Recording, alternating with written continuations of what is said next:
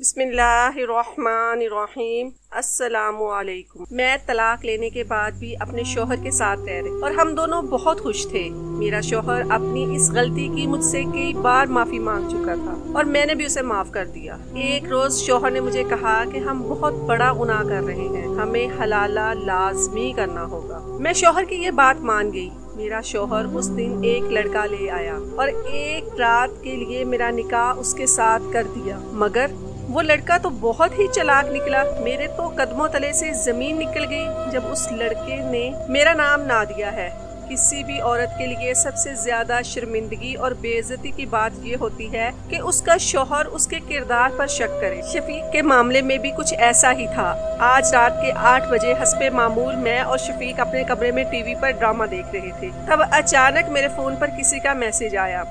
शफीक ने घूर कर यूं देखा जैसे इन्हें मुझ पर शक हो। शरारतन मैंने भी अपना फोन अपने पास रख लिया। वो कहने लगे, अपना फोन मुझे दो, किसका मैसेज आया है? मैंने कहा, नहीं दिखाऊंगी, तुम ख्वामख्वाह मुझ पर शक करते हो। मुझ पर अब यकीन करना ही पड़ेगा वरना मुझे छोड़ दो। मेरी इस बात को उन्होंने संजीदगी से ले लिया और बोले, अगर तुमने मुझे अभी इसी वक्त फोन ना दिया तो मैं तुम्हें तलाक दे दूंगा। ये सुनकर मुझे भी गुस्सा आ गया। जो शख्स मुझे इतनी सी बात पर छोड़ सकता है उसका कोई भरोसा नहीं। दे दो तलाक, अच्छा हो जाएगा, मेरी जान छूट जाएगी तुमसे। मुझे भी शौक नहीं ऐसे शकी मर्द के साथ अपनी जिंदगी बर्बाद करने का। बस ये कहना था कि शफीक को गुस्सा आ गया। उन्होंने उसी वक्त मुझे तलाक दे दी और गुस्से में बकते हुए घर से बाहर चले गए। मैं तो सोचती रह गई कि शफीक किस कदर बेएतबार शख्स था। फोन पर देखा तो कंपनी का मैसेज था। तब पछताने लगी कि काश इनको ये मैसेज दिखा दिया होता। मैं तो इनसे मजाक में शरारत कर रही थी, मगर वो तो ये बात दिल पर लगा गए। बहरहाल मेरे दिल में पहले भी कोई चोर ना था, अब भी ऐसी कोई बात नहीं थी जिसकी वजह से मैंने अपना फोन छुपाया हो। थोड़ी देर के बाद मुझे एहसास हुआ कि बाकी हम दोनों की राहें जुदा हो चुकी हैं। तब आंखों से आंसू बहने लगे। हमारी शादी को 2 साल हो चुके थे और इन 2 सालों को हमने मोहब्बत से बताया था, मगर आज मामूली सी बात पर वो बेवफा मुझे छोड़कर चला गया। उस वक्त रात काफी गहरी हो चुकी थी। मेरी हिम्मत न पड़ी कि मैं वालिदैन के घर जाऊँ, वो भी इस गमगीन हालत में। मुझे देखकर यकीनन परेशान हो जाएंगे। मैंने अपना सामान उठाया और दूसरे कमरे में चली गई। मैं जानती थी कि शफीक भी कुछ देर बाद घर लौट आएंगे और ऐसा ही हुआ। मैं अपने कमरे में बैठी रो रही थी कि बाहर से शफीक के कदमों की आवाज आई। यकीनन वो अब पछता रहा होगा, मैंने दिल में सोचा था, मगर वो तो मेरे कमरे की तरफ भी ना आया। आराम से अपने कमरे में जाकर सो गया। बल्ब बंद होने की आवाज आई तो जैसे मेरे दिल पर किसी ने पत्थर सा गिरा दिया हो। वो सो गया था। यकीनन उसने सुबह सवेरे उठना था। मैं भी भोजल कदमों के साथ अपने बेड पर आकर लेट गई। सोच रही थी कि सुबह अम्मी अब्बू के घर चली जाऊंगी। आंखों से नींद कोसों दूर थी। मेरे जहन में हमारी शादी की यादें चल रही थी। कैसे शफीक ने अपनी दीवानगी की बिना पर मुझे अपनाया था। वो मुझे बेपनाह चाहते थे। उन्होंने मुझे एक ही नजर देखा था और मुझ पर फिदा हो गए। फिर अपने वालिदैन को हमारे घर भेजकर रिश्ता भेजा। मेरे वालिदैन के इनकार पर उन्होंने खुदकुशी की कोशिश की थी। तब माँ बाप ने भी इस मामले को संजीदगी से लिया और शफीक के माँ बाप की दरख्वास्त पर मेरा रिश्ता इनसे कर दिया। वैसे भी इनमें कोई बुराई न थी, सिवाय इसके कि वो खानदान से बाहर के लोग थे और हमारे खानदान में ज्यादा तरजीह इसी चीज को दी जाती है कि लड़का अपने खानदान का हो। बहरहाल शफीक की इतनी दीवानगी और मोहब्बत एक पल में खत्म हो गई। मैं पुरानी बातों को याद करके रो रही थी कि उन्होंने दरवाजे पर दस्तक दी। शफीक अब शर्मिंदा हो रहे थे। दरवाजा खोलो ना दिया। मुझे अपनी बात का बहुत दुख है। खुदा के लिए ऐसा मत करो, अब बस कर दो लड़ाई। शफीक, आप समझ नहीं रहे, ये मामूल की लड़ाई नहीं, हमारी तलाक हो चुकी है। मैं अब आप पर हराम हूँ। आपने सोचा भी कैसे कि अब मैं आपके सामने आ जाऊंगी? मैंने रोते हुए कहा था। उनकी आवाज भी भर आई। वो काफी देर तक मेरी मिन्नतें करते रहे, दरवाजा बजाते रहे, मगर अब वो मेरे लिए गैर महरम हो चुके थे। मैं नहीं चाहती थी कि मैं एक मर्द की वजह से अल्लाह ताला की नजर में गुनाहगार हो जाऊं। मैंने दरवाजा ना खोला। थक हार कर वो भी बैठ गए। सुबह हुई तो मैंने देखा कि घर में मुकम्मल खामोशी थी। मैंने सोचा कि वो ऑफिस चले गए होंगे। मैंने दरवाजा खोला, किचन में आई ताकि कुछ खा पी कर अपने घर जा सकूं। मैंने रात को भी कुछ नहीं खाया था और अब ऐसा लगता था कि मैं जमीन पर गिरकर बेहोश हो जाऊंगी। इतने में शफीक भी आ गए। उनका अंदाज वालहाना था। वो तो अब भी मुझे अपनी बीवी समझ रहे थे, मगर मुझे अपनी हदूद का इल्म था। मैंने उन्हें सख्ती से मना कर दिया और अपने कमरे में आकर अपना सामान वगैरह उठाया। जब मैं जाने लगी तो उन्होंने एक बार फिर मेरी मिन्नत की। बोले, हमारी तलाक का किसी को इल्म नहीं, ऐसी गलतियां तो मर्दों से हो ही जाती हैं। तुम यहीं रह जाओ, मैं तुम्हें कुछ नहीं कहूँगा। हम इस मसले का कोई ना कोई हल ढूंढ लेंगे। मगर मैंने गवारा न किया एक गैर मर्द के साथ एक ही छत तले रहूं। मैं अपना सामान लेकर माँ बाप के घर आ गई। अम्मा अब्बा की पहले ही परेशानियां हजार थी। ये लोग कुछ इस अंदाज में मिले कि मैंने अपनी तलाक का बता न सकी। अम्मी ने पूछा तो मैंने झूठ बोल दिया कि शफीक कुछ दिनों के लिए शहर से बाहर गए हैं। मैं अकेली थी इसलिए इधर आ गई। अम्मी अब्बू को तो मैंने मुतमईन कर दिया था, मगर मेरा दिल खुद बेचैन था। मैं जानती थी कि मैं शफीक के बिना एक पल नहीं रह सकती। रो रो कर मेरी आंखें लाल हो चुकी थी, मगर मैंने अभी तक किसी को अपना गम न बताया। अम्मी अब्बू को भी हकीकत का इल्म नहीं था, मगर दिल को यही सोच खाए जा रही थी कि मैं यहाँ कितनी देर रहूंगी। एक न एक दिन तो इन्हें पता चल ही जाएगा। फिर गम का इतना बड़ा पहाड़ ये लोग कैसे बर्दाश्त करेंगे। अगले दिन मैं अपने कमरे में बैठी रो रही थी कि शफीक का फोन आ गया और अब वो मिन्नतें कर रहे थे कि तुम मान जाओ। इन्हें शायद समझ नहीं आ रही थी कि वो मुझे तलाक दे चुके हैं और इस बात की अब कोई गुंजाइश नहीं कि मैं दोबारा इनके साथ बीवी बनकर रहूं। शफीक के मजबूर करने पर मैं ना मानी। तब उन्होंने एक अनोखी बात कही। बोले, अब अगर तुम एक हफ्ते के अंदर घर वापस ना आई तो मैं किसी और औरत के साथ शादी कर लूंगा। ये बात सुनकर मैं तड़प कर रह गई। मगर अब हमारा रिश्ता ही क्या रह गया था कि मैं किसी किस्म का हक जताती। मैंने कह दिया कि अगर आपको कोई अच्छी औरत मिले तो भले दूसरी शादी कर लें, मगर मैं तो उम्र भर आपके नाम पर बैठी रहूंगी। ये सुनकर शफीक भी बेताब हो गए। उनको मेरी मोहब्बत का इल्म हो गया था कि मैं इन्हें कितना चाहती हूँ। तभी अगले रोज घर पर दस्तक हुई। अम्मा ने दरवाजा खोला तो सामने शफीक खड़े थे। अम्मा हैरान होकर पूछने लगी, बेटा तुम तो शहर से बाहर गए थे। वो नादिम होकर बोले कि मैं वापस आ गया हूँ और नादिया को लेने आया हूँ। अम्मा अब्बा के सामने मैंने पहले ही झूठ बोल दिया था कि शफीक बाहर गए हैं और तलाक की कोई बात नहीं की थी। तभी मैंने इनका भरम रखा। अम्मा कहने लगी, बेटियां अपने घर में ही अच्छी लगती हैं, तुम अपने शौहर के साथ चली जाओ। शफीक भी किसी गहरी सोच में डूबे हुए थे। मैंने सोच लिया कि अभी तो शफीक के साथ चली जाती हूँ, मगर फिर किसी दारुल उमान में पनाह ले लूंगी। तभी इनके साथ गाड़ी में आकर बैठ गई। वो बड़े नादम थे।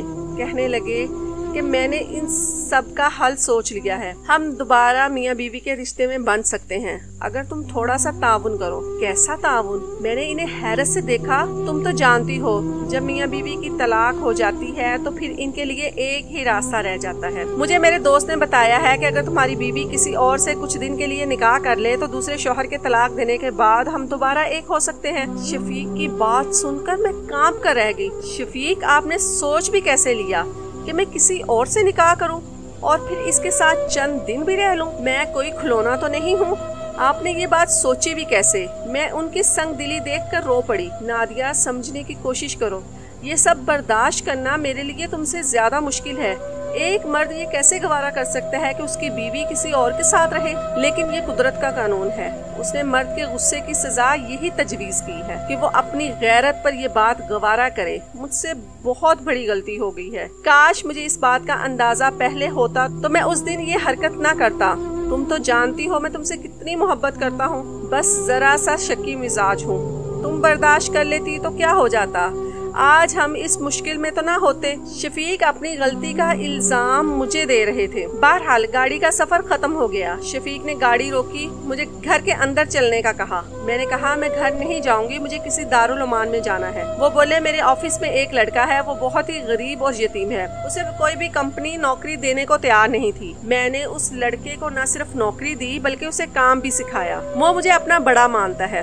वो लड़का बहुत भरोसे वाला है। शफीक की सारी बात मेरी समझ में आ रही थी। वो लड़का तुमसे निकाह कर लेगा और कुछ दिन बाद तुम्हें तलाक दे देगा। मैं जानता हूँ उसे। वो मेरी हर बात मानता है, तुम्हें इज्जत से रखेगा। तुम क्यों घबरा रही हो? चंद दिन की तो बात है, उसके बाद सब कुछ पहले जैसा हो जाएगा। शफीक मुसलसल इसरार कर रहे थे कि मैं इनके इस 17 साला मुलाजिम से निकाह कर लूं और फिर हम दोबारा इसी रिश्ते में बन जाएंगे। जबकि मैं राजी ना थी। तब शफीक ने मुझे धमकी दी कि अगर मैंने ऐसा ना किया तो वो अपनी जान दे देगा और जिंदगी भर मैं रोती तड़पती रहूंगी। मैं उनकी जुनूनी तबीयत से अच्छी तरह वाकिफ थी। वो सच में अपनी जान ले लेते। बिला आखिर मजबूर होकर मैंने सर झुका लिया। मेरे पास इसके अलावा और कोई चारा भी ना था, मगर मेरा दिल खून के आंसू रो रहा था। शफीक ने गाड़ी अपने ऑफिस की तरफ मोड़ ली।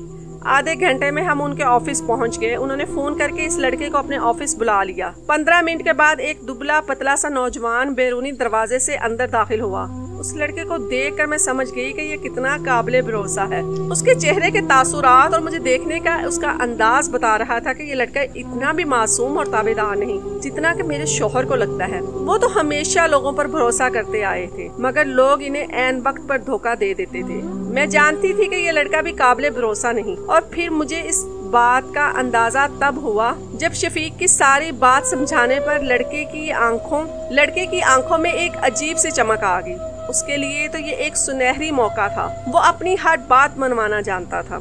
मतलब निकाह के बाद वो शफीक को ब्लैकमेल करेगा। उसकी शक्ल सूरत और बात करने का अंदाज इंतहाई चालाक लोगों की तरह था और वो काफी मतलबी लगता था। मगर शफीक को न जाने क्यों इस पर भरोसा था। मेरा दिल बोझल सा हो रहा था। थोड़ी ही देर में हम तीनों गाड़ी में आकर बैठ गए। शफीक गाड़ी चला रहे थे। लड़का उनके साथ ड्राइविंग सीट पर बैठा था, जबकि मैं पिछली सीट पर बैठी अपने नसीब पर आंसू बहा रही थी।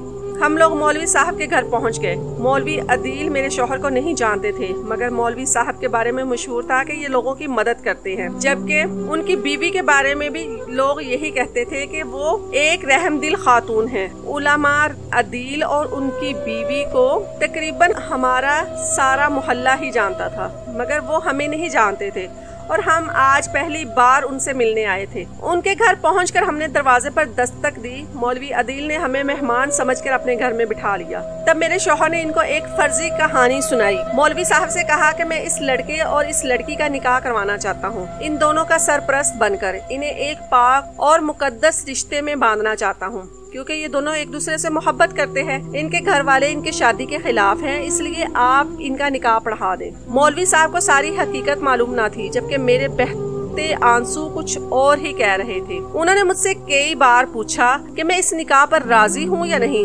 मगर मैंने भी हामी भर ली। अपने शौहर की बातों के खौफ से मैंने भी रजामंदी जाहिर कर दी, मगर मुझे ये सब ठीक नहीं लग रहा था। तब अंदर से मौलवी साहब की बीवी आ गई। वो बोली, लड़की को मेरे पास भेज दे, मुझे इनसे कुछ बातें पूछनी है। उलमा साहब ने मुझे अपनी बेगम के पास भेज दिया। मैं उनके सीने से लगकर फूट फूट कर रोती रही। मुझसे रहा ना गया। मैंने अपनी सारी कहानी इन्हें सुनाई। मेरी बात सुनकर वो कानों को हाथ लगाने लगी। बेटी, तुम और तुम्हारा शौहर किस जहां में रहते हो? तुम लोग मुसलमान भी हो या बस कलमा पढ़ रहा है? इस्लाम की तालीमात के बारे में इंसान को खुद इल्म होना चाहिए, ना कि हर ऐरे गैरे से पूछ ले। तुम अपने शौहर को समझाओ कि तलाक की इद्दत पूरी किए बगैर औरत दूसरा निकाह नहीं कर सकती। क्या इसे इतनी सी बात भी नहीं मालूम? और फिर ये तो अल्लाह ताला का हुक्म है कि अगर मियाँ बीवी तलाक के बाद भी 3 महीने तक आपस में रजू कर लेते हैं तो तलाक नहीं होती। क्या तुमने अपने शौहर को ये बात भी नहीं बताई? मैंने नफी में सर हिला दिया। सच तो ये था कि मैंने कभी दीन की तालीम हासिल करने की कोशिश ही नहीं की और शफीक की दीनी मालूमात तो मुझसे भी कमजोर थी। अलबत्ता मुझे मोटी मोटी चीजों का इल्म था जिन पर मैं अमल भी करती थी। इसी दौरान मेरी तबीयत खराब हुई। मुझे चक्कर से आए थे। मौलवी साहब की बीवी ने पहचान लिया कि मैं उम्मीद से हूँ। उनके चेहरे पर खुशी के रंग खिल गए। लो भाई, तुम्हारी तो तलाक ही नहीं हुई, तुम तो उम्मीद से हो। उनकी बात सुनकर मैं हैरान हो गई। इस बारे में मैं खुद भी नहीं जानती थी। तब उन्होंने तस्दीक के लिए साथ से मोहल्ले से एक दाई को बुलवाया। उसने भी ये बात बता दी कि मैं हामला हूँ और मुझे हामला हुए 3 माह गुजर चुके हैं। ये बात सुनते ही मौलवी साहब की बीवी खुश होकर उठी और बाहर का दरवाजा खोला और अपने शौहर को जाकर सारी बात बता दी। मौलवी साहब ये सुनते ही गुस्से में आ गए। उन्होंने मेरे शौहर को अच्छी खासी सुना दी और बोले, दीन के मामलात का अगर इल्म ना हो तो कम से कम इंसान को झूठ नहीं बोलना चाहिए। तुम अगर अपनी बीवी का हलाला करवाने आ रहे थे तो कम से कम मुझे तो आगाह कर देते। भला अपने वकील से भी कोई बात छुपाई जाती है क्या? मौलवी साहब की बात दुरुस्त थी। मेरे शौहर शफीक अपनी शर्मिंदगी से बचने के लिए मुझे कुर्बानी का बकरा बना रहे थे। वो अपने दोस्त से मेरा निकाह तो करवाने चले थे, मगर उन्होंने इस बात को जानने की जहमत ही गवारा न की थी। खैर, जब शफीक को पता चला कि वो बाप बनने वाले हैं तो उनकी खुशी की इंतहा न रही। मौलवी साहब ने बताया कि जब औरत हामला होती है, इन दिनों में मर्द और औरत की तलाक नहीं होती। अब हमें हलाला करने की भी कोई जरूरत नहीं। हम मौलवी साहब और उनकी बीवी की दुआएं लेते हुए घर आ गए। हमारी नजर में तो हमारा मसला हल हो चुका था। मैं और शफीक एक दूसरे की जिंदगी में दोबारा शामिल हो गए थे, मगर हम सोच भी नहीं सकते थे कि जो गलती हमने इस लड़के पर भरोसा करके कर दी थी, इसका खामियाजा भुगतना अभी बाकी था। वो लड़का जो शक्ल से शरीफ और मासूम नजर आता था, उसने हमारे घर जाने के बाद अपनी बेइज्जती और तौहीन समझते हुए पूरे ऑफिस में ये बात फैला दी कि शफीक और उनकी बीवी नादिया के मबैन तलाक हो चुकी है, और ये भी कि हम लोग उसे हलाला के लिए आमादा कर रहे हैं। बच्चे की खुशी में शफीक मुझे मायके लेकर गए। वहाँ जाकर हमें 1-2 दिन लग गए। 2 दिन बाद जब वो अपने ऑफिस गए तो लोगों की जबान पर एक ही बात थी कि उन्होंने नादिया को तलाक दे दी है। तब शफीक को बड़ी हैरत हुई कि ये बात सबको कैसे मालूम हुई। फिर इस लड़के की नौकरी छोड़ने की खबर ने इन पर यह बात वाजिया कर दी कि इस आस्तीन के सांप ने इनको डसा है और ऑफिस में इनके बारे में गलत अफवाहें भी फैलाई हैं। अब लोग हमारे बारे में बातें करने लगे कि हम दोनों के मबैन तलाक हो चुकी है, मगर हम फिर भी एक साथ रह रहे हैं। हालांकि ऐसी कोई बात नहीं थी। मौलवी साहब हमारे तमाम मामलात के गवाह थे। फिर मैं भी उम्मीद से थी, मगर शफीक चूँकि अपने ऑफिस में सबसे ज्यादा बारोब शख्सियत थे, उन्होंने जल्द ही इन मामलात पर काबू पा लिया। मगर ये खबर मेरे मायके तक पहुंच चुकी थी। तब एक तूफान बर्पा हो गया। अम्मा अब्बा भी हम पर शक कर रहे थे, क्योंकि उस दिन मेरी हालत देखकर वो बार बार सवाल भी कर रहे थे कि मुझे क्या हुआ, मगर मैंने इन्हें कुछ नहीं बताया। तब हम दोनों ने इन्हें एतमाद में लेकर सारी बात बता दी और कहा कि हमारे माबेन जो मामलात हुए थे वो खुश असलूबी से तय पा गए हैं। अगर ऐसी कोई बात होती तो यकीनन मुफ्ती साहब कोई फतवा देते और हमें इस पर अमल करने का कहते, मगर खुदा का शुक्र है कि हमें अल्लाह ताला ने इस सजा से बचा लिया था जो हर तलाक देने वाले मर्द के लिए रखी गई है। आज इस बात को गुजरे 5 साल हो गए हैं। हम एक बेटे और बेटी के वालिदैन बन चुके हैं, मगर शफीक अब भी अपनी गलती पर नादिम है। कहते हैं कि अगर तुम मुझसे दूर चली जाती तो मैं अपनी जिंदगी में कभी दोबारा जी ना पाता। खुदा का जितना शुक्र अदा करूँ कम है कि मैं तुम्हारी मोहब्बत का हकदार भी हूँ और तमाम उम्र रहूंगा, और मैं भी उनके साथ बहुत खुश हूँ।